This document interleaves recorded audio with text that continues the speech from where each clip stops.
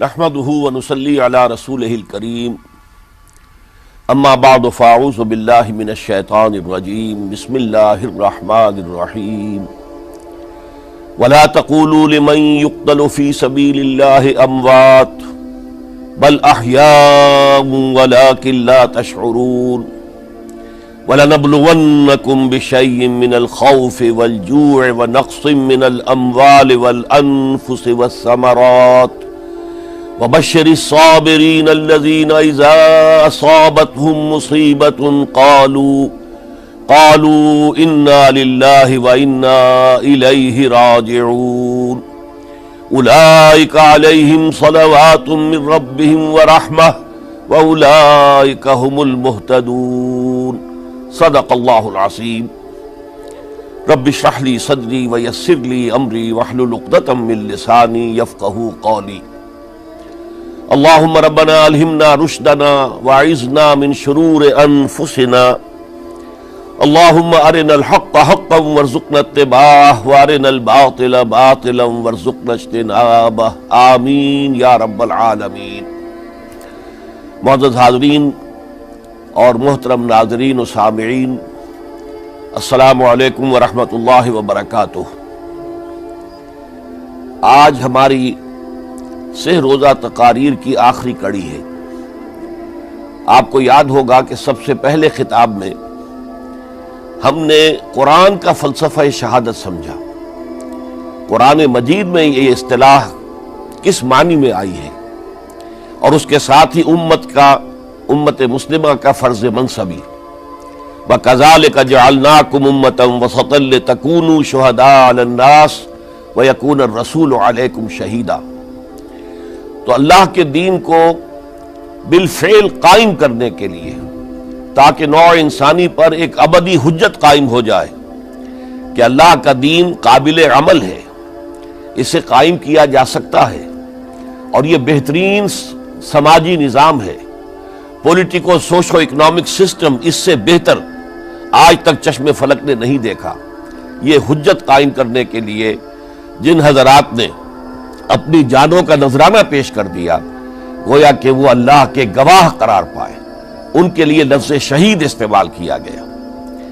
دوسرے لیکچر میں آپ کو یاد ہوگا کہ ہم نے یہ بات سمجھنے کی کوشش کی کہ جب اللہ کا دین جزیرہ نماء عرب میں قائم ہو گیا، اور گویا کہ ہم کہہ سکتے ہیں کہ انقلاب محمدی علی صاحب الصلاۃ والسلام کی تکمیل ہو گئی، تو جیسے کہ ہر انقلاب کے ساتھ ہوتا ہے، اس کے بعد کچھ کاؤنٹر ریولوشنری موومنٹ شروع ہوئی۔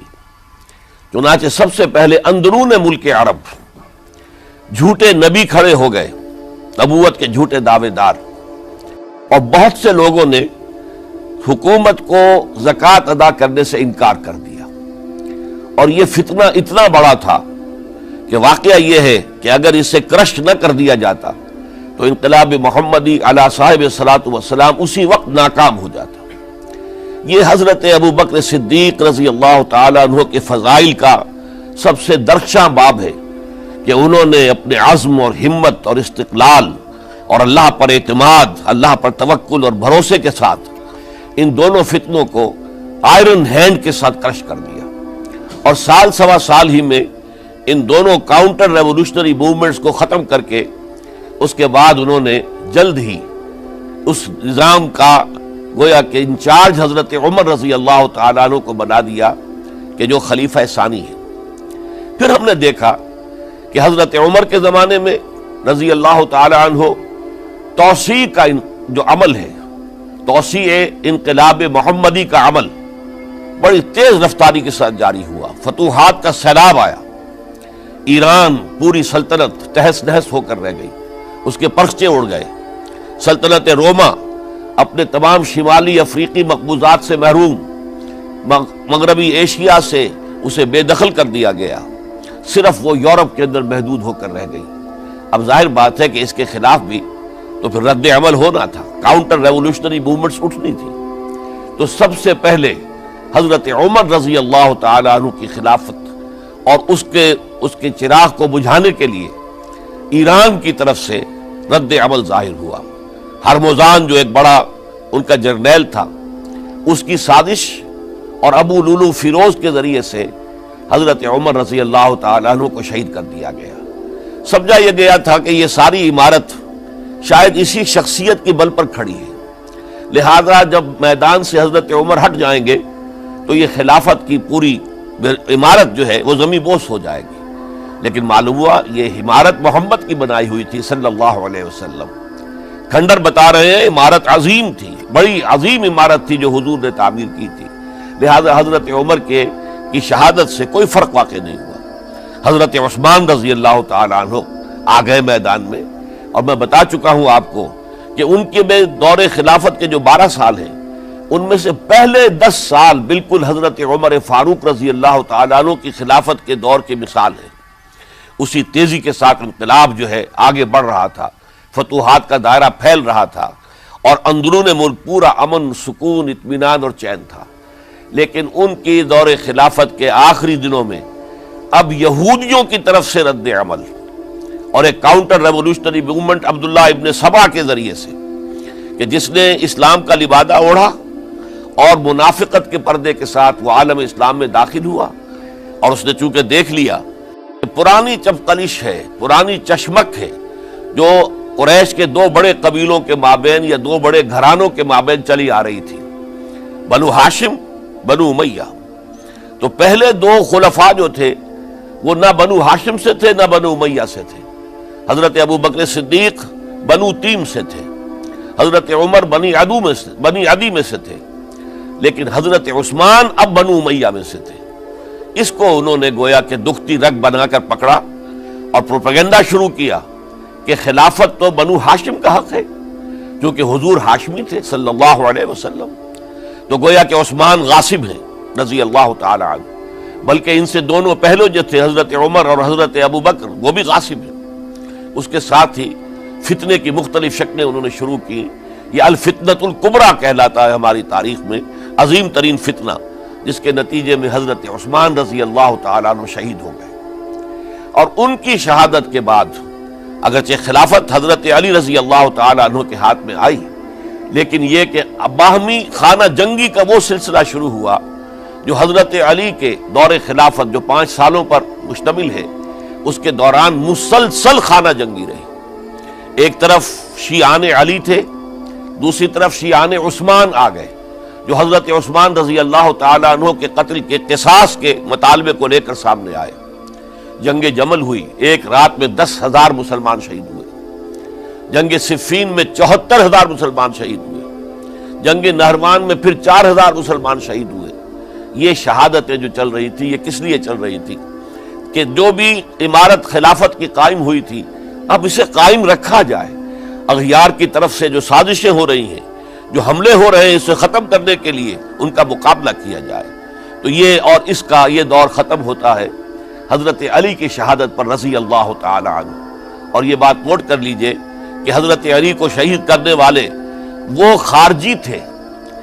عبد الرحمن ابن ملجم خارجی طبقے سے تعلق رکھتا تھا، جو پہلے حضرت علی کے لشکر میں شامل تھے، لیکن جب حضرت علی نے رضی اللہ تعالی عنہ تحکیم اور ثالثی کی تجویز قبول کر لی تو وہ ناراض ہو گئے کہ اللہ تعالیٰ ہی ہے حاکم اور حکم، ان الحکم الا للہ، یہ انسانوں کو حکم کیوں بنا لیا گیا؟ اور اس میں اتنی شدت اختیار کی کہ وہ علیحدہ ہو گئے، اس لیے انہیں خوارج کہا گیا۔ انہوں نے رائے یہ قائم کر دی جو مسلمان کبھی کوئی گناہ کبیرہ کا ارتکاب کرے گا وہ کافر قرار پائے گا، جب کافر ہوگا تو گویا کہ مرتد ہے تو واجب القتل، اس کا مال، اس کی عزت سب مباح ہے۔ یہ ہمارا سب سے پہلا گمراہ ترین فرقہ تھا۔ انہی میں سے 3 افراد نے بیٹھ کر اسکیم بنائی کہ یہ 3 افراد ایسے ہیں کہ جن کو اگر میدان سے ہٹا دیا جائے تو شاید مسلمانوں کی باہمی خانہ جنگی ختم ہو جائے اور مسلمان پھر کسی ایک خلیفہ پر راضی ہو جائیں، اور یہ تینوں کافر ہیں، معاذ اللہ ثم معاذ اللہ۔ حضرت علی کافر ہیں، ان کو قتل کرنے کی ذمہ داری عبد الرحمن ابن ملجم نے لی۔ حضرت معاویہ قاتل ہیں، ان کے لیے کسی اور کو اسائن کیا گیا۔ عمرو بن العاص قاسم ہیں، ان کے لیے کسی اور کو اسائنمنٹ دی گئی۔ ہوا یہ کہ حضرت عمرو بن العاص وہ تو اس روز فجر کی نماز میں آئے نہیں، ان کی جگہ جو امام تھا وہ شہید کر دیا گیا۔ حضرت معاویہ رضی اللہ تعالی عنہ ان پر وار اوچھا پڑا، زخمی تو ہوئے لیکن یہ کہ پھر تندرست ہو گئے۔ حضرت علی رضی اللہ تعالی عنہ پر بہت کاری وار ہوا اور حضرت علی رضی اللہ تعالی عنہ کی شہادت سن 35 ہجری میں ہو گئی۔ یہ جو خلافت راشدہ کا اختتام یا تو سن 35 ہجری میں حضرت علی کی شہادت سے سمجھا جائے گا، یا میری ذاتی رائے ہے کہ نہیں، اس میں حضرت حسن کا دور خلافت بھی شامل ہونا چاہیے۔ حضرت حسن کو کسی نے نامزد نہیں کیا تھا، نہ انہوں نے اپنی امیدواری کے ساتھ اپنے طاقت کے بل پر خلافت حاصل کی تھی، بلکہ حضرت علی سے جب یہ کہا گیا تھا کہ کیا ہم آپ کے بیٹے حسن کے ہاتھ پر بیعت کر لیں، تو انہوں نے فرمایا تھا کہ میں نہ تمہیں روکتا ہوں نہ حکم دیتا ہوں، یہ تمہارا معاملہ ہے، تم جسے مناسب سمجھو اس کے ہاتھ پر بیعت کر لو۔ حضرت حسن رضی اللہ تعالیٰ عنہ نے جن کے ہاتھ پر جو بیعت ہوئی، اب معاملہ یہ ہو گیا کہ امیر معاویہ رضی اللہ تعالی عنہ وہ ایک لشکر لے کر شام سے چلے۔ حضرت حسن 50,000 آدمیوں کے ساتھ ادھر سے نکلے، لیکن یہ ہے کہ انہیں محسوس ہو گیا تھا کہ میرے ساتھیوں میں ایسا فسادی عنصر بھی موجود ہے جو عبداللہ ابن سبا کے ساتھیوں میں سے، کہ وہ کسی اچھے کام کو پسند نہیں کرتا، لہذا انہوں نے پھر صلح کی پیشکش کی۔ حضرت معاویہ کو پیغام بھیجا کہ میں مصالحت چاہتا ہوں، بتائیے شرائط کیا ہیں۔ حضرت معاویہ نے بلینک پیپر بھیج دیا، سادہ کاغذ، کہ آپ جو شرائط چاہیں اس پر لکھ دیں، وہ مجھے قبول ہو گئے۔ حضرت حسن نے رضی اللہ تعالیٰ عنہ شرائط لکھ دی، حضرت معاویہ نے قبول کر لی، تو حضرت حسن دستبردار ہو گئے خلافت کے دعوے سے، اور اس کے بعد پھر حضرت امیر معاویہ کی خلافت کی بیعت کی گئی۔ اس سے پہلے انہوں نے خلافت کی بیعت نہیں لی تھی۔ یہ ہے سن 41 ہجری، اور اسے عام الجماع کہا جاتا ہے، یعنی یہ اختتام ہے مسلمانوں کی خانہ جنگی کے دور کا۔ پھر جمعیت ایک ہو گئی، پھر عالم اسلام متحد ہو گیا۔ اب پورا کا پورا عالم اسلام حضرت امیر معاویہ کے زیر خلافت تھا۔ اور حضرت امیر معاویہ کون ہے؟ وہ خود ایک صحابی رسول ہیں، جلیل القدر صحابی رسول ہیں، اور آپ کو میں نے کل بھی بتایا تھا کہ حضرت معاویہ رضی اللہ تعالی عنہ کی ایک ہمشیرہ ام حبیبہ رضی اللہ تعالی عنہ حضور کے ازواج مطہرات میں سے ہیں، تو حضور کے گویا کے برادر نسبتی ہوئے۔ جو چند لوگ جو وحی کے لکھنے پر جو کاتبین وحی جو حضور نے مقرر کیے تھے، ان میں سے ایک حضرت معاویہ بھی ہے۔ پھر حضرت معاویہ کے لیے حضور کی دعا ہمیں ملتی ہے، اللہم اجعلہ ہادیا مہدیا، اے اللہ اسے ہادی ہدایت دینے والا بنا دے اور مہدی بنا دے جو ہدایت یافتہ ہو۔ تو یہ ان کی شان ہے۔ اور پھر یہ کہ ان کے زمانے میں جب عالم اسلام متحد ہو گیا، داخلی خلفشار ختم ہو گیا، تو فتوحات کا سلسلہ بھی دوبارہ جاری ہو گیا۔ حضرت علی رضی اللہ تعالیٰ عنہ کے 5 سالہ دور خلافت میں کوئی توسیع نہیں ہو سکی تھی دارالاسلام کی، کوئی مزید علاقے جو ہیں سلطنت اسلامی میں شامل نہیں کیے جا سکے تھے، اس لیے کہ سارا معاملہ تو داخلی خلفشار کا تھا۔ جو خانہ جنگی ہو رہی تھی، ایک دوسرے کی تیروں اور تلواروں اور نیزوں سے 1 لاکھ کے قریب مسلمان ختم ہو گئے تھے، تو اندر سے گویا کہ موشن ٹوٹ گیا اس سیلاب کا۔ تو سیلاب پھر دوبارہ جب امت جمع ہو گئی عام الجماع کے بعد، تو حضرت معاویہ رضی اللہ تعالیٰ عنہ ان کا دور خلافت اب 20 برس ہے، اندازہ کیجئے۔ یہ پورے 20 برس کوئی اندرونی خلفشار نہیں ہوا، کوئی جھگڑا نہیں ہوا، کوئی فساد نہیں ہوا، بلکہ جو فتوحات کا دائرہ تھا شروع ہو گیا۔ مکران اور سندھ کے علاقے فتح ہوئے، کابل اور یہ افغانستان کا علاقہ فتح ہوا، ترکستان کے علاقوں کے اندر پیش قدمی ہوئی۔ ادھر یہ کہ قیصر سلطنت روما کا اس کے مرکزی شہر قسطنطنیہ پر حملہ کیا گیا، جس کے لیے کہ حضور کی حدیث موجود تھی پیشن گوئی کے طور پر، اول جیش یغزو مدینۃ القیصر مغفورون لہم۔ حضور نے فرمایا تھا کہ جو پہلا لشکر قیصر کے شہر پر حملہ کرے گا تو وہ سب کے سب وہ مغفرت پا جائیں گے، اللہ تعالیٰ ان کی مغفرت فرما دے گا۔ اگرچہ کامیابی نہیں ہوئی، لیکن اس پیشن گوئی کی وجہ سے آپ کو معلوم ہے کہ حضرت ایوب رضی اللہ تعالی عنہ ان کو بھی اس پیشن گوئی کی وجہ سے، حالانکہ 90 برس سے اوپر عمر تھی، لیکن وہ بھی کہا انہوں نے کہ میں بھی اس میں جانا چاہتا ہوں، چنانچہ اس لشکر میں گئے، وہیں فوت ہوئے۔ بہرحال یہ سارے کارنامے اپنی جگہ پر، امن و امان اپنی جگہ پر، اس کے باوجود اہل سنت والجماعت حضرت معاویہ کے دور خلافت کو خلافت راشدہ میں شامل نہیں سمجھتے۔ اس کی وجہ کیا ہے؟ خلافت راشدہ کی شرط اولین قرآن مجید کے حکم کے مطابق امرہم شورا بینہم، مسلمانوں کے باہمی معاملات باہمی مشورے سے طے پاتے ہیں۔ حضرت ابو بکر صدیق رضی اللہ تعالیٰ عنہ سقیفہ بنی سعدہ کے اندر مشورے کے بعد ان کو منتخب کیا گیا اور ان کے ہاتھ پر بیعت ہوئی۔ حضرت عمر رضی اللہ تعالیٰ عنہ کو حضرت ابو بکر نے مسلمانوں سے مشورہ کر کے پھر نامزد کیا۔ حضرت عثمان کے لیے حضرت عمر رضی اللہ تعالیٰ عنہ نے اپنے جانشین کے لیے 6 افراد پر مشتمل کمیٹی بنا دی، جو بڑے سے بڑے جو اصحاب جو جن کے بارے میں کہا گیا ہے کہ جن کو دنیا ہی میں بشارت دے دی گئی تھی، جو عشرہ مبشرہ میں سے جو باقی تھے، ان کے اوپر مشتمل کمیٹی بنا دی کہ آپ لوگ طے کر لیں اور اپنے سے کسی ایک پر جمع ہو جائیں۔ اس اعتبار سے حضرت علی کے ہاتھ پر بھی جو بیعت ہوئی ہے تو وہ اہل مدینہ کے دباؤ پر ہوئی ہے، ان کے مطالبے پر ہوئی ہے۔ حضرت علی خود جو ہے وہ خلافت کے مدعی نہیں تھے بلکہ انکار کرتے رہے، چونکہ فتنے کا دور تھا۔ حضرت عثمان شہید ہوئے تھے، مسلمانوں کے دل زخمی تھے۔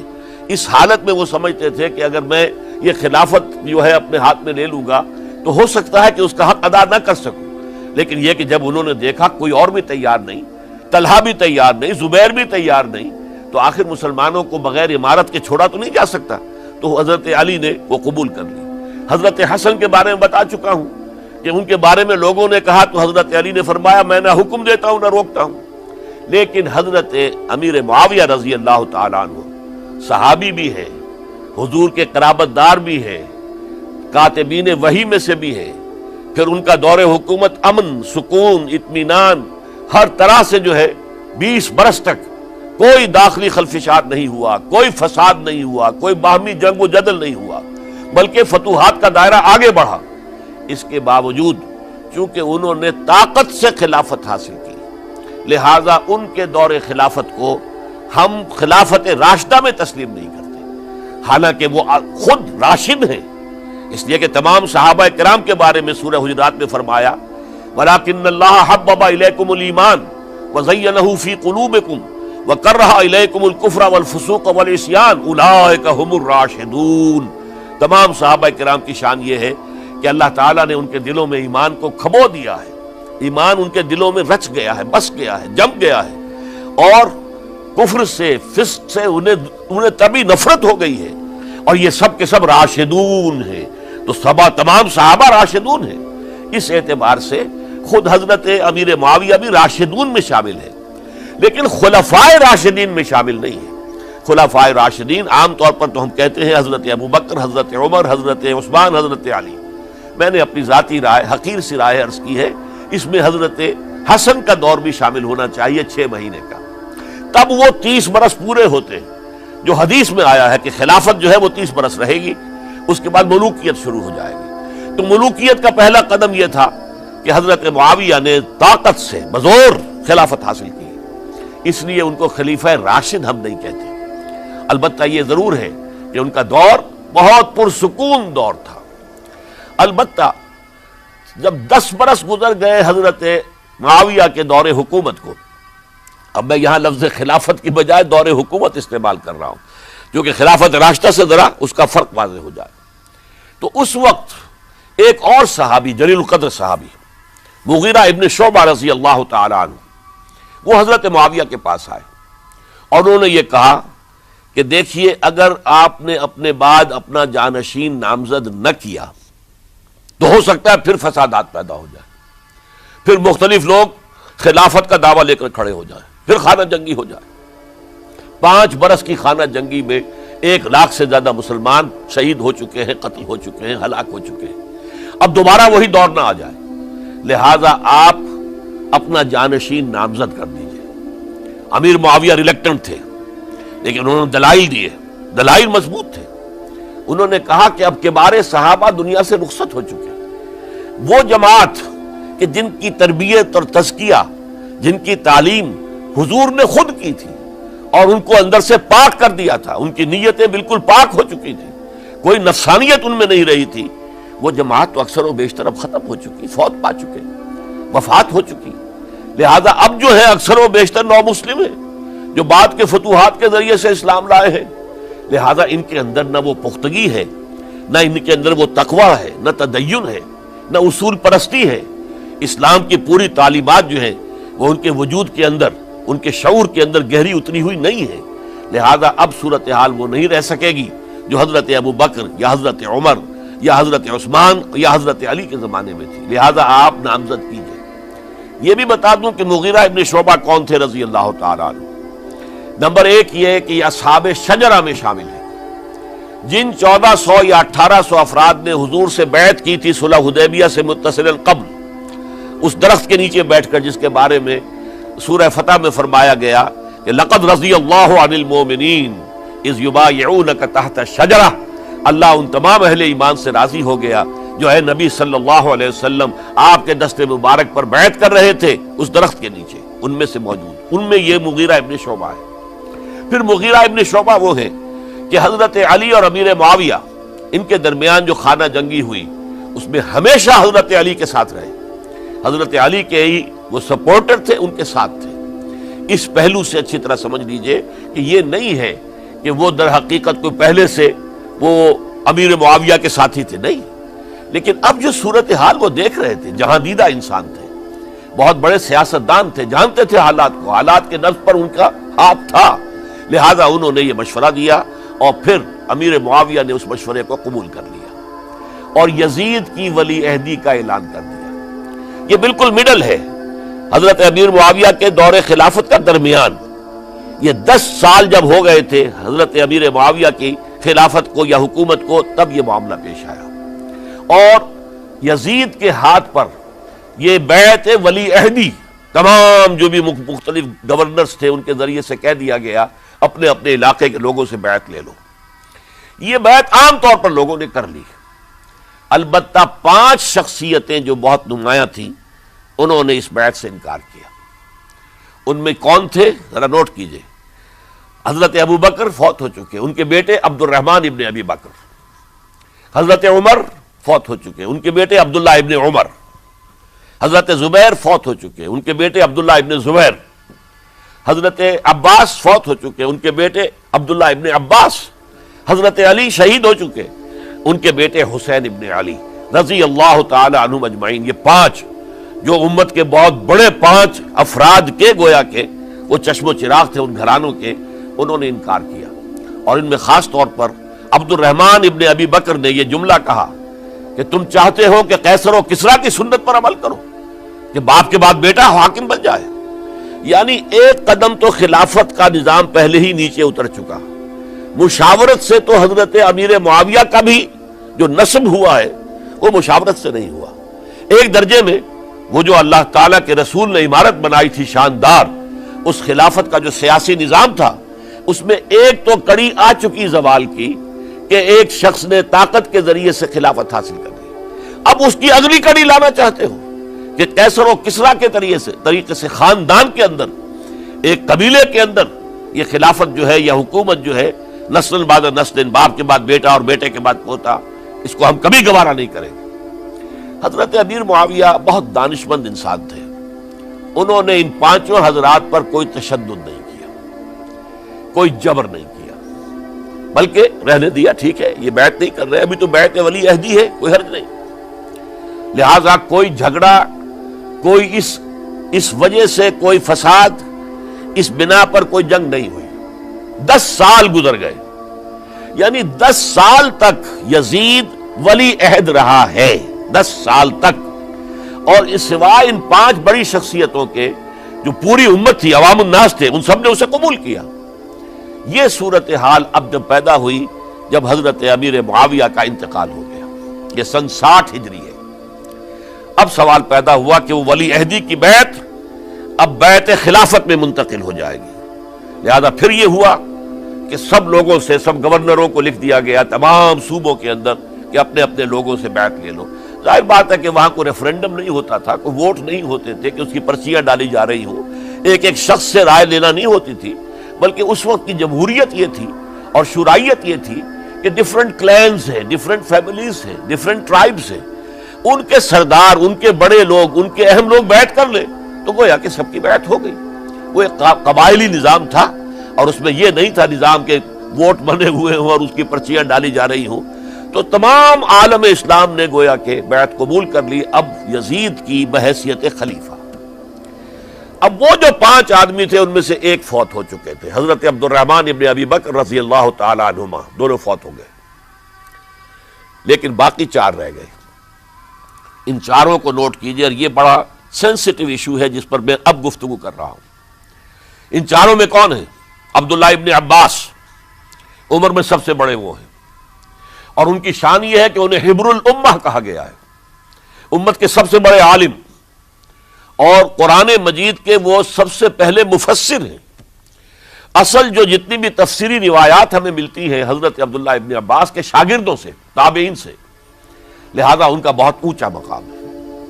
حضرت عبداللہ ابن عمر، ان کا مقام بھی آپ کو معلوم ہے، حدیثوں کی کتنی بڑی تعداد ہے جو عبداللہ ابن عمر سے مروی ہے، اور اس کو سلسلۃ الذہب کی پہلی کڑی کہا جاتا ہے۔ روایت حدیث میں جو سنہری زنجیر ہے اس کا آغاز حضرت عبداللہ ابن عمر ہے۔ ایک طرف یہ دونوں ہو گئے، ان دونوں کی رائے کیا ہوئی؟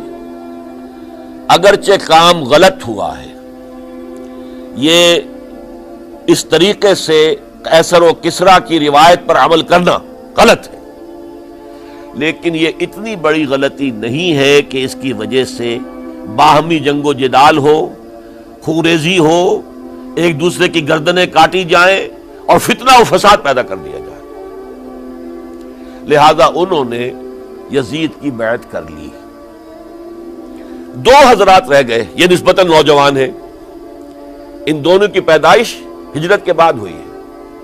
ہجرت کے بعد پہلا بچہ جو مہاجرین میں پیدا ہوا ہے وہ عبداللہ ابن زبیر ہے، بلکہ کچھ عرصے تک مہاجرین میں جب کوئی پیدائش نہیں ہوئی تو وہ مکے مدینہ کے منافقین نے کہنا شروع کر دیا تھا کہ یہ یہاں کے کمزور ہو گئے، نامرد ہو گئے، ان کی اولاد اب چلے گی نہیں۔ تو عبداللہ ابن زبیر جب پیدا ہوئے، اور آپ کو معلوم ہونا چاہیے وہ حضرت ابو بکر صدیق کے نواسے ہیں، حضرت عائشہ صدیقہ کی ہمشیرہ حضرت اسماء کے بیٹے ہیں عبداللہ ابن زبیر، اور زبیر بہت شجاع، بہت ہی بہادر انسان تھے۔ تو عبداللہ ابن زبیر کے اندر بھی وہی کیفیات تھی۔ انہوں نے کہا نہیں، اس غلطی کو ہم برداشت نہیں کریں گے، خونریزی ہوتی ہے تو ہو، لیکن ہم اسلامی نظام کو نیچے اترتا ہوا نہیں دیکھ سکتے۔ جیسے کبھی حضرت ابو بکر نے فرمایا تھا ایبدل الدین وانا حی، کیا دین میں ترمیم اور تنسیخ کر دی جائے گی؟ دین کو بدل دیا جائے گا، دین میں تحریف کر دی جائے گی جبکہ میں ابھی زندہ ہوں؟ میں جیتے جی یہ نہیں ہونے دوں گا۔ حضرت عبداللہ ابن زبیر کی یہ رائے ہوئی، وی ہیو ٹو چیلنج، ہم مقابلہ کریں گے، ہم اسے پیسیولی قبول نہیں کریں گے۔ انہوں نے بیعت سے انکار کیا اور مدینہ چھوڑ کر مکے جا کر حرم کے اندر پناہ گزین ہو گئے۔ یہی معاملہ حضرت حسین ابن علی رضی اللہ تعالی عنہما کا تھا، وہ بھی نہایت شجاع، نہایت جری، نہایت بہادر۔ انہوں نے بھی کہا کہ یہ غلط قیصر و کسریٰ کی روایت جو شروع ہو رہی ہے اسے ہم نے ریزسٹ کرنا ہے اور اسے ہم آگے نہیں چلنے دیں گے۔ ان پر بھی جب دباؤ ڈالا گیا کہ بیعت کرو تو وہ کچھ وقت مان کر، کہ دیکھیے میں ایسا شخص نہیں ہوں کہ تنہائی میں علیحدہ کمرے میں بیٹھ کر بیعت کروں، جب عمومی بیعت لوگے تم سب سے تو میں بھی آ جاؤں گا، اس وقت لوگ فیصلہ کریں گے۔ تو بس اس وجہ سے پھر وہ گورنر جو تھا اس وقت مدینے کا، اسے اجازت لے کر آ گئے اور راتوں رات وہاں سے نکل کر وہ بھی مکے پہنچ گئے۔ تو اب یہ 4 جو ہیں 2 گروہوں میں تقسیم ہو گئے، 2+2۔ 2 کی رائے یہ ہوئی کہ بات غلط ہے، لیکن اس کی بنا پر خونریزی، جنگ و جدال، جنگ آپس میں خونریزی کرنا یہ صحیح نہیں ہے، بلکہ مصلحت اس میں ہے کہ اس کو قبول کر لیا جائے۔ پھر اللہ تعالیٰ کو بہتر حالات پیدا کرے گا اس کے ذریعے سے، تعلیم کے ذریعے، تلقین کے ذریعے سے، جیسے نبی اکرم صلی اللہ علیہ وسلم نے اتنا عظیم انقلاب برپا کیا تھا۔ ہم کوشش کریں گے کہ نظام حکومت کی اصلاح ہو جائے، لیکن اس وقت اگر ہم اڑ گئے تو پھر گویا کہ خونریزی اور فساد اور باہمی جو جنگ ہے وہ شروع ہو جائے گی۔ اور 2 حضرات کی رائے ہوئی کہ نہیں، ہمیں ہر صورت میں ریزسٹ کرنا ہے، خونریزی ہوتی ہے تو ہو، ہمیں جانیں دینی پڑتی ہے تو دیں گے، ہم شہادت قبول کریں گے، لیکن اس غلطی کو قبول نہیں کر سکتے۔ تو میں اس کے لیے عرض کر رہا ہوں، یہ تیسری شہادتوں کا جو دور شروع ہوا ہے، پہلا شہادتوں کا دور حضور کا دور، دین کو قائم کرنے کی جد و جہد میں جنہوں نے جانیں دی ہیں۔ دوسرا دور اس دین کے خلاف جو کاؤنٹر ریولوشنری موومنٹس آئی ہیں ان کو رفع کرنے کے لیے جانے دینا. ہزاروں صحابہ کی جانیں اس میں بھی گئی ہیں. مسیلمہ ابن کذاب ہو یا مانعین زکوٰۃ ہو، ان کے خلاف جو جہاد ہوا. پھر ظاہر بات ہے کہ حضرت عثمان رضی اللہ تعالیٰ عنہ کے بعد جو فساد ہوا وہ شہادتیں کیا تھی؟ اس دین کے نظام کو قائم رکھنے کے لیے انٹیکٹ رہے، دشمن اس کے اندر رکھنے ڈالنے میں کامیاب نہ ہو جائے. اب تیسرا دور وہ آ رہا ہے کہ جب کہ داخلی طور پر اس نظام خلافت کے اندر زوال شروع ہو رہا ہے.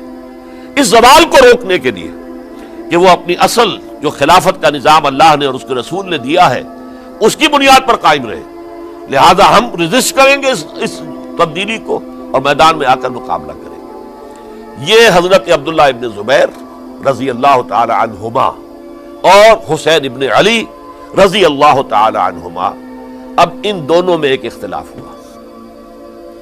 حضرت عبداللہ ابن زبیر کی رائے یہ تھی کہ یہ مکہ ہے، یہ اللہ کا گھر ہے، یہ حرم ہے، اور یہاں کے لوگ بہت سے برے اثرات سے ابھی تک بچے ہوئے ہیں، پاک ہیں، لہذا ہمیں یہاں رہنا چاہیے.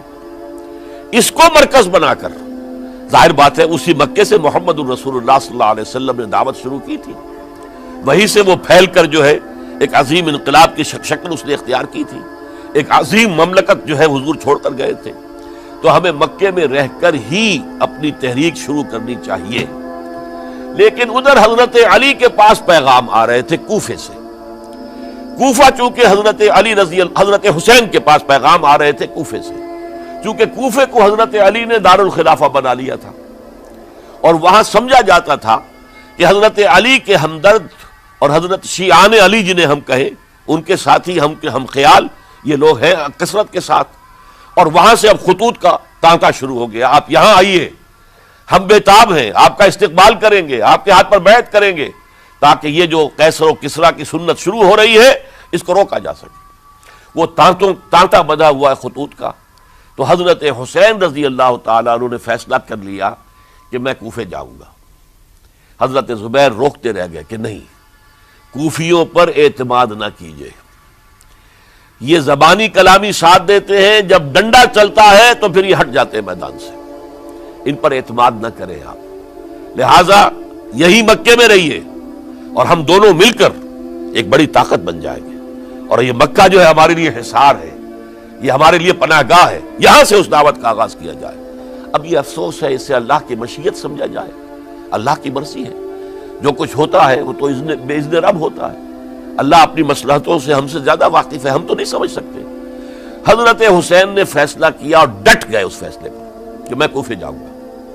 اب یہ بھی بات قرآن مجید میں آیا ہے، حضور سے خطاب کر کے فرمایا گیا فَإِذَا عَزَمْتَ فَتَوَكَّلْ عَلَى اللَّهِ. جب ایک مرتبہ آپ ایک ارادہ کر لیں تو پھر اللہ پر توکل کیجئے.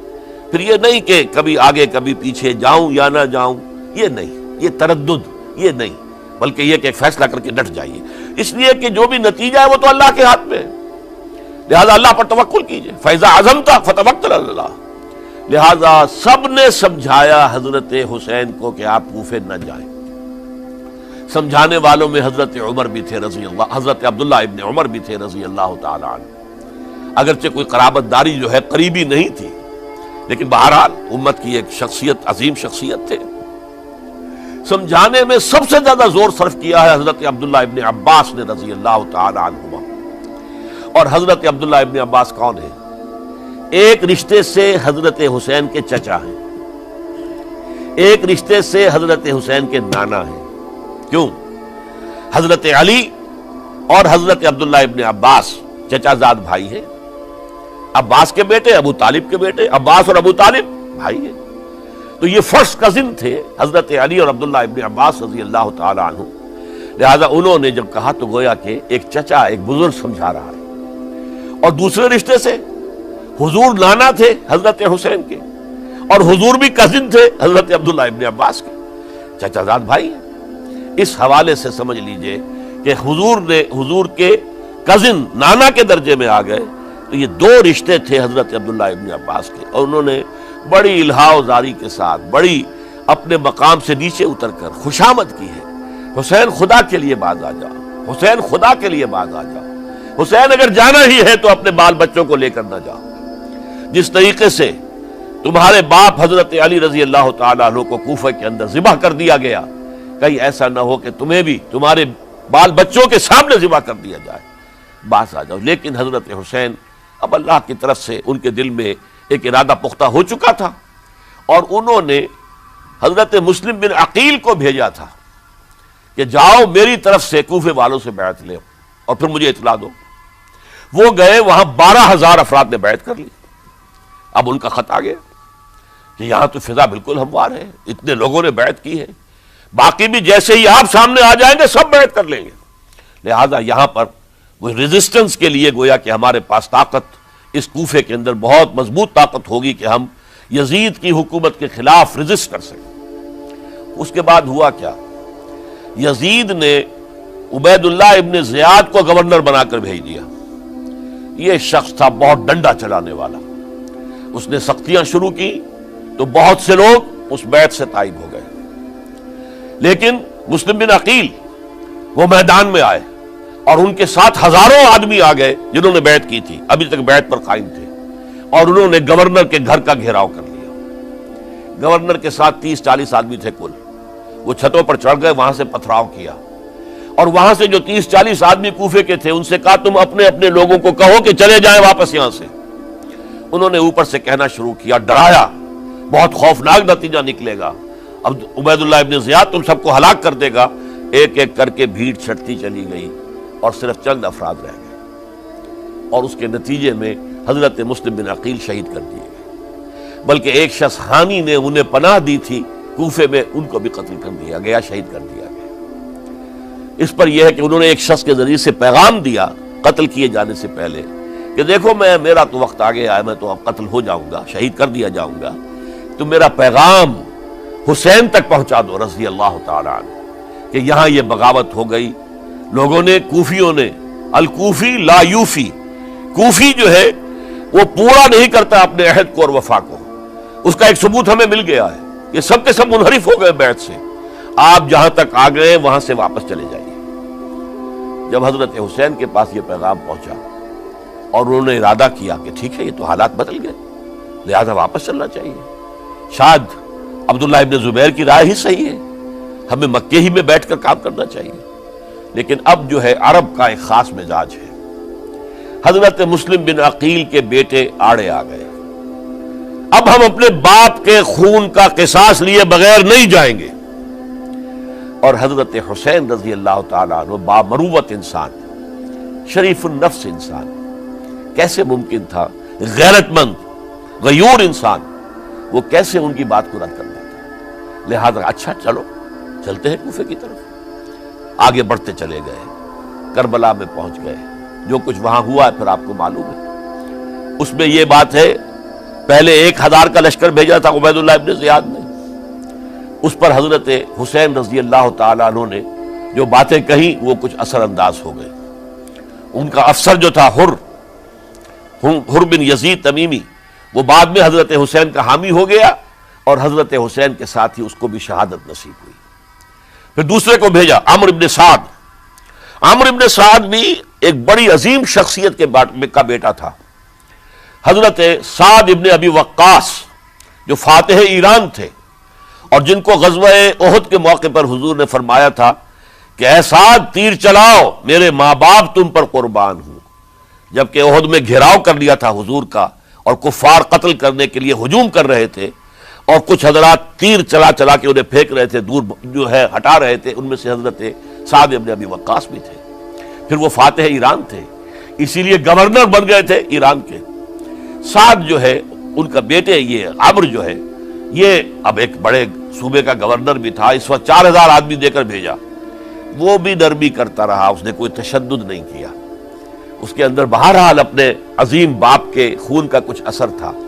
لیکن یہ کہ پھر ابن زیاد کو اطلاع مل گئی کہ عمرو ابن سعد جو ہے وہ تو لے تو لال کر رہا ہے، حملہ نہیں کر رہا، قتل نہیں کر رہا، بلکہ یہ کہ وہ تو اس راستہ بھی دینے کے لیے تیار ہے کہ نہ مدینے کی طرف جائیے اور نہ آپ مکے کی طرف جائیے، نہ کوفے کی طرف جائیے، بلکہ آپ چاہے تو دمشق چلے جائیں، یزید سے اپنا معاملہ کر لیں۔ اس پر ابن زیاد نے پھر وہاں سے خط لکھا ہے، میں نے تمہیں اس کام کے لیے بھیجا تھا، میں نے تمہیں حکم دیا تھا حسین سے میری بیعت لو، یعنی میری بیعت کے ذریعے یزید کی بیعت لو اور اسے پکڑ کر لا کر میرے سامنے پیش کرو۔ لہذا پھر اس نے ایک بہت خونخوار شخص کو زیادہ فوج دے کر بھیجا ہے، اور وہ جو ہے اس نے آ کر جو ہے شمر نے پھر اس نے فیصلہ کن معاملہ کیا۔ حضرت حسین رضی اللہ تعالیٰ عنہ نے ان دنوں میں جو وہاں گزرے ہیں، جتنے بھی کوفی آئے ہوئے تھے نا، اکثر و بیشتر تو کوفے کے لوگ تھے، ان سے کہا کہ میں خود نہیں آیا، تم نے مجھے بلایا تھا، اے فلاں ابن فلاں کیا تم نے مجھے خط نہیں لکھا تھا کہ آؤ؟ اے فلاں ابن فلاں کیا تم نے مجھے پیغام نہیں بھیجا تھا کہ یہاں تشریف لائیے؟ اور دیکھو میرے پاس تمہارے خطوط موجود ہیں۔ وہ ایک تھیلا جس میں کہ خطوط ہے وہ بھی لا کے میدان میں رکھ دیا۔ یہ حضرت حسین رضی اللہ تعالیٰ عنہ کی شرافت اور اپنی صاف دلی، کوئی اس کے اندر عیاری نہیں تھی ان کے اندر، معاذ اللہ ثم معاذ اللہ، لیکن یہ کہ اس کا نتیجہ اچھا نہیں نکلا۔ نتیجہ کیا نکلا؟ اب انہیں پتا چل گیا کوفیوں کو، اگر اب حسین زندہ دمشق پہنچ گئے یزید کے پاس تو یہ ہم سب کا بھاڑا پھوڑ دیں گے، ہماری شامت آ جائے گی، لہذا اب تو کسی صورت انہیں زندہ نہیں رہنے دینا۔ یہ ایک بڑا اہم واقعہ نوٹ کر لیجیے اس کو، اس لیے کہ حضرت حسین نے ایک ایک کا نام لے کر اے فلاں ابن فلاں، اے فلاں ابن فلاں، اے فلاں ابن فلاں، کیا تم نے خط نہیں لکھا تھا؟ کیا تمہارا پیغام نہیں تھا؟ اب انہوں نے دیکھا کہ یہ بھانڈا اگر یزید کے ہاں جا کر پھوڑ دیا گیا تو پھر ہماری خیر نہیں ہوگی۔ یہی وجہ ہے حضرت حسین کو شہید کرنے کے بعد، یہ نوٹ کر لیجئے، 72 آدمی تھے کل، جس کو کہہ لیں لشکر حضرت حسین کا رضی اللہ تعالیٰ عنہ، ان میں سے 20 خاندان بنی ہاشم کے چشم و چراغ تھے۔ وہ بڑی بہادری سے لڑے ہیں، بڑی بہادری سے لڑے، ایک ایک نے لڑ کر جان دی ہے، بہت سو کو مارا ہے۔ یقاتلون فی سبیل اللہ فیقتلون ویقتلون، قتل کر بھی رہے تھے، قتل ہو بھی رہے تھے، ایک ایک کر کے قتل ہو رہے تھے، شہید ہو رہے تھے۔ 20 جو ہے خاندان بنی ہاشم میں سے شہید ہوئے ہیں۔ حضرت حسین رضی اللہ تعالیٰ عنہ کا ایک بہت ہی انفنٹ چھوٹا بچہ وہ بھی شہید ہوا ہے۔ باقی سب مرد، تمام مرد، سوائے ایک حضرت حسین کے بیٹے حضرت علی بن حسین زین العابدین کہلائے بعد میں، وہ بیمار تھے، وہ جنگ میں حصہ نہیں لے سکتے تھے، وہ بچ گئے صرف۔ اچھا، حضرت حسین شہید ہو گئے، یہ ہے 10 محرم الحرام سن 61 ہجری۔ کیا مطلب ہے؟ حضور کے انتقال کے ٹھیک 50 برس بعد، سن 11 ہجری میں حضور کا انتقال، اور سن 61 ہجری میں حضور کے نواسے، اور جن کے بارے میں حضور نے فرمایا سیدہ شباب اہل الجنہ، حضرت حسین شہید کر دیے گئے۔ اور اس کے بعد اس لشکر نے خیموں کو آگ لگا دی۔ یہاں نکتہ سمجھ لیجیے، آگ کیوں لگائی؟ انہیں معلوم تھا ہمارے خلاف ڈاکومنٹری پروف موجود ہے وہاں پر، وہ ہمارے خطوط کے تھیلے وہاں موجود ہیں، اگر وہ باقی رہ گئے تو ہماری شامت آ جائے گی، ہمیں کون بچائے گا؟ ورنہ ظاہر بات ہے کہ اگر تو وہ دشمنی کے انداز میں بات ہوتی تو خواتین کی بھی بے حرمتی کی گئی ہوتی، لیکن نہیں، کسی نے، ظاہر بات ہے کہ خانوادہ نبوت کی کسی خاتون کی بے حرمتی نہیں کی، قطعاً نہیں کی، قطعاً نہیں کی، قطعاً نہیں کی، لیکن خیمے جلانا ان کی ضرورت تھی تاکہ وہ ریکارڈ جو ہے ان کا وہ تلف ہو جائے، سارے خطوط جو ہیں وہ جل جائیں تاکہ ان کے خلاف ثبوت باقی نہ رہے۔ یہ عظیم سانحہ کربلا ہے۔ اب چونکہ یہ ہماری تاریخ کے ان واقعات میں سے ہے جس پر بہت کچھ اختلافات ہیں، مختلف گروہوں کی تعبیرات بہت مختلف ہیں۔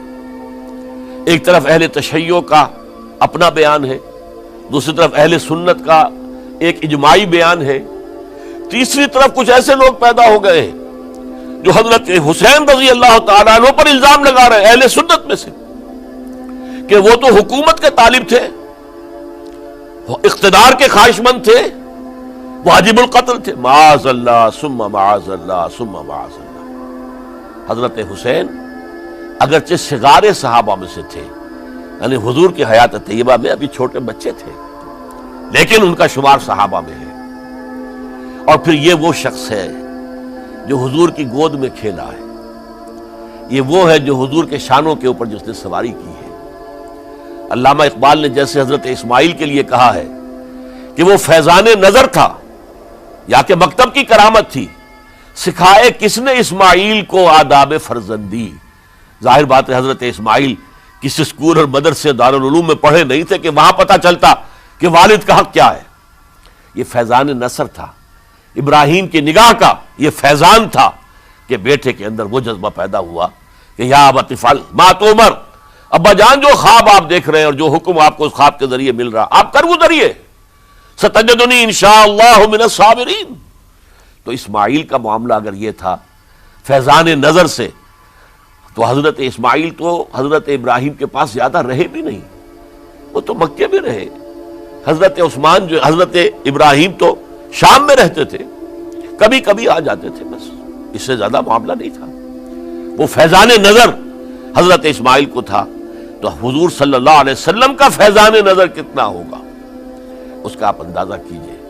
یہ کوئی جنگ اقتدار نہیں تھی، معاذ اللہ ثم معاذ اللہ ثم معاذ اللہ، بلکہ انہوں نے اپنا ایک فرض منصبی سمجھا ہے کہ میرے نانا کا لایا ہوا نظام اور اس کے اصول اب ٹوٹ رہے ہیں۔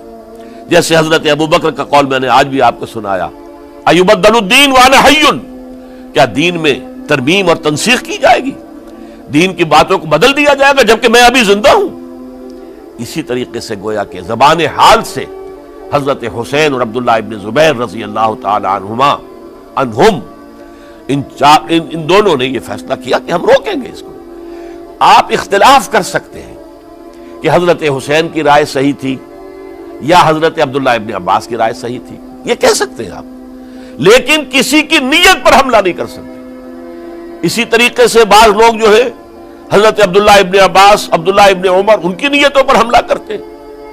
ان کو تو یزید نے دولت سے خرید لیا تھا، معاذ اللہ ثم معاذ اللہ ثم معاذ اللہ۔ یہ دونوں جلیل القدر صحابہ ہیں، یہ تو صغار صحابہ میں سے نہیں ہے، یہ جوان تھے پورے حضور کے زمانے میں، جنگوں میں حصہ لیا ہے۔ حضرت عبداللہ ابن عمر نے، عبداللہ ابن عباس نے رضی اللہ تعالیٰ عنہما، انہیں کوئی رقم نہیں خرید سکتی تھی، کوئی دولت نہیں خرید سکتی تھی۔ جو رائے انہوں نے قائم کی دیانتاً قائم کی۔ اور ہمارے ہاں اصول یہ ہے کہ جب کوئی نئی صورتحال پیدا ہو جائے اور اجتہاد کی ضرورت پیش آ جائے اور پوری کوشش کر کے مجتہد اجتہاد کر رہا ہے، تو اگر اسے غلطی بھی ہو جائے، مجتہد مختی خطا کار، اس کو بھی اکیرا ثواب ملتا ہے، اور مجتہد مصیب وہ مجتہد کے جس کی رائے صحیح، جس کا فیصلہ صحیح، اسے دوہرا ثواب ملتا ہے۔ تو ان کے مابین ایک اختلاف رائے کا ہوا، اجتہاد کا ہوا۔ آیا یہ غلطی اتنی بڑی ہے کہ امت میں تفرقہ پیدا کیا جائے، امن و امان کو برباد کیا جائے، خوریزی کا بازار گرم کیا جائے، یا نہیں؟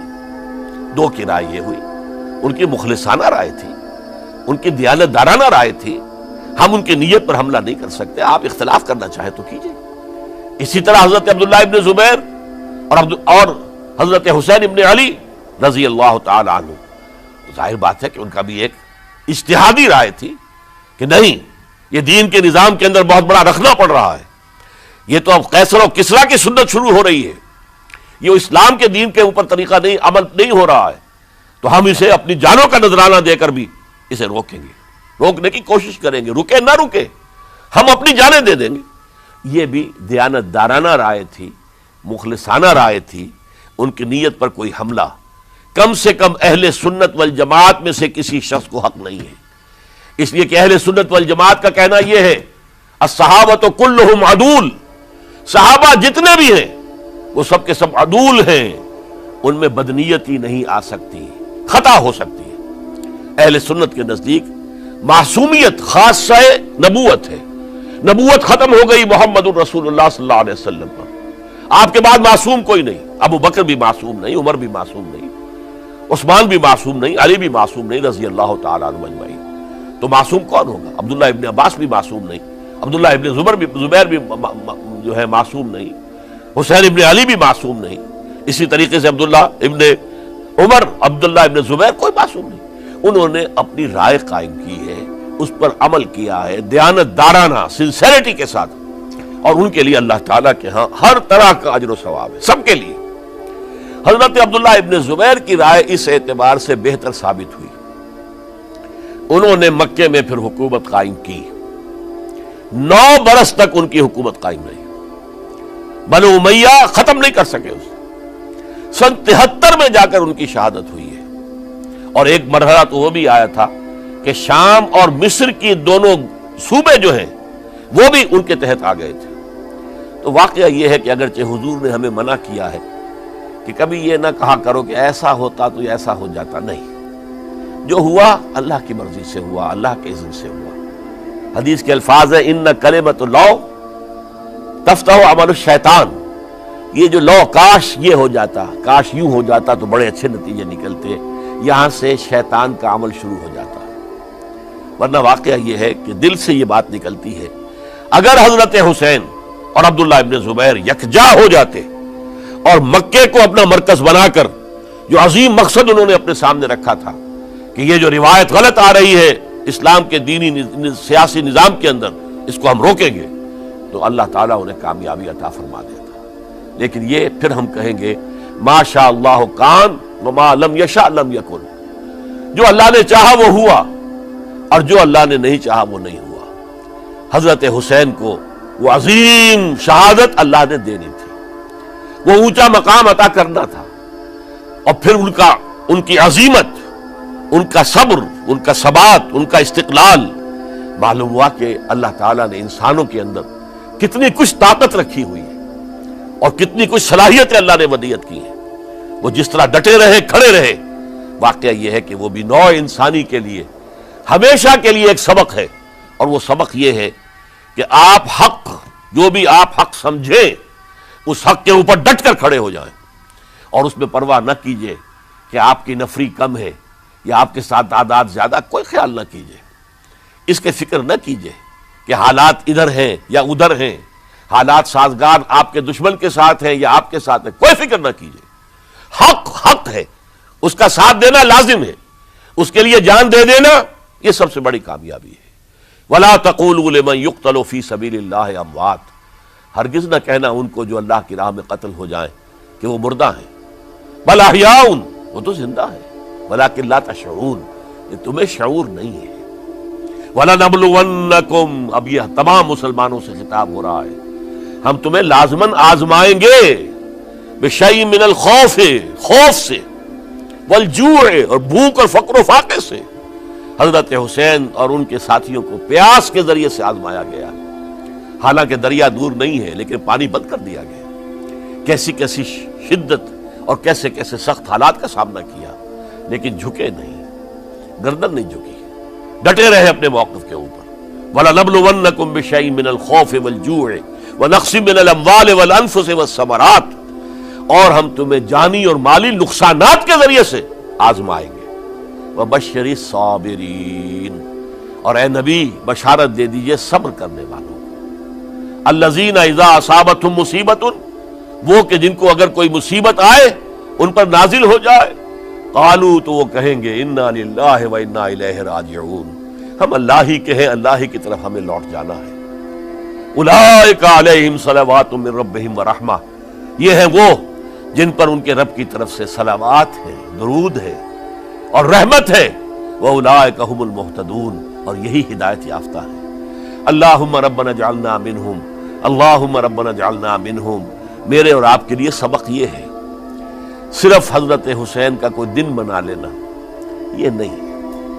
ٹھیک ہے، یاد تازہ کیجئے، بہت اچھی بات ہے، لیکن اس کا نتیجہ یہ نکلنا چاہیے کہ اگر حضرت حسین نے اپنی ہی نہیں، اپنے خاندان کی، اپنے اعزاء و اقربا کی، اپنے ساتھیوں کی جانوں کی قربانی پیش کر دی حق کے لیے، تو ہمیں بھی فیصلہ اور سبق یہ لینا چاہیے کہ ہمیں حق کا ساتھ دینا ہے، ہرچہ بعد چاہے اس کے نتائج کچھ بھی نکلے. اقول قولی ھذا واستغفر اللہ لی ولکم ولسائر المسلمین والمسلمات.